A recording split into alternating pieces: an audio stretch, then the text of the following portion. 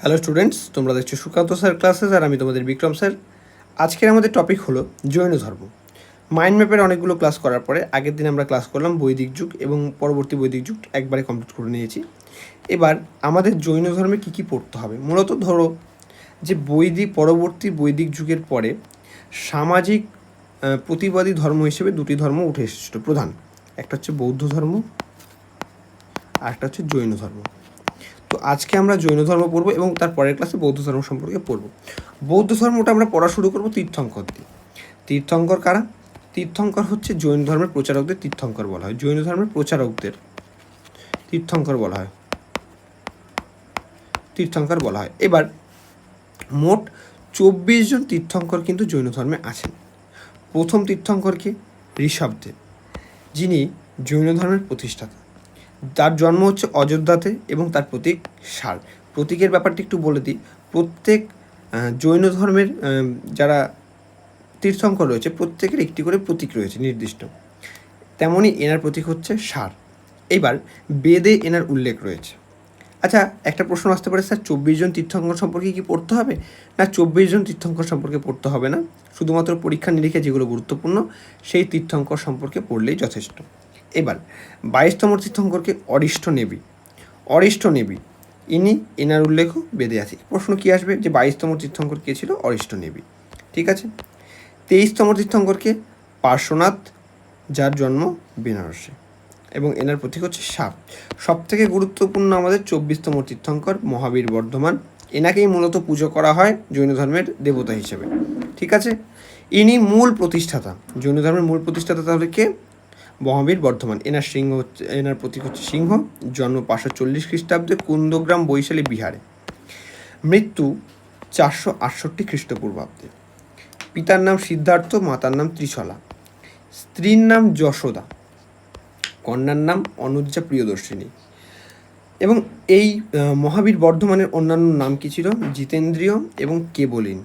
জিতেন্দ্রিয় মানে যে ইন্দ্রিয়কে জয় করে, যে ইন্দ্রিয়কে জয় করে,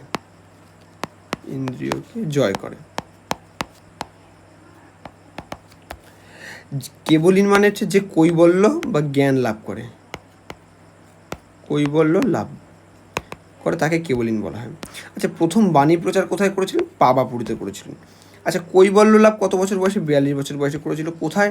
ঋজুপালিকা নদীর তীরে জাম্বিকা গ্রামে শাল গাছের নিচে। প্রত্যেকটা পয়েন্ট কিন্তু ইম্পর্টেন্ট। প্রথম শিষ্য কে ছিলেন? জামালি সম্পর্কে কিন্তু ইনি এনার জামাই ছিল। ঠিক আছে, অর্থাৎ এই অনুজ্জা প্রিয়দর্শিনীর স্বামী কিন্তু মহাবীর বর্ধমানের প্রথম শিষ্য ছিল। আচ্ছা, এবার পৃষ্ঠপোষকগণ সম্পর্কে আমরা একটু পড়ে নেব যে কোন কোন রাজা বা সম্রাটরা এই জৈন ধর্মটাকে প্রতিপালন করেছে। প্রথমে আছে চন্দ্রগুপ্ত মৌর্য, তারপরে বিন্দুসার, তারপরে বিম্বিসার এবং অজাতশত্রু।